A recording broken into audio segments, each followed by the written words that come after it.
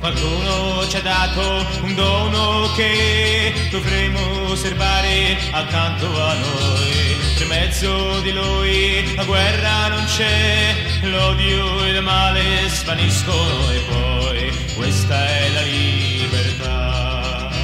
Qualcuno ci disse fa quello che vuoi, ma se tu lo fai ti trovi nei guai. Per questo la gente per bene lo sa che deve rispettare l'altro in libertà.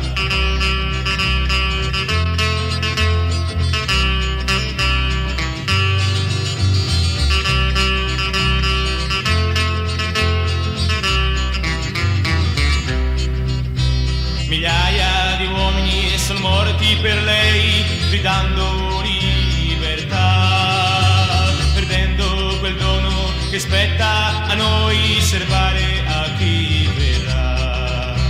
Gettiamo le armi, abbattiamo i confini, guardiamoci in volto e poi potremo capire che tutta la gente ha gli stessi diritti di noi.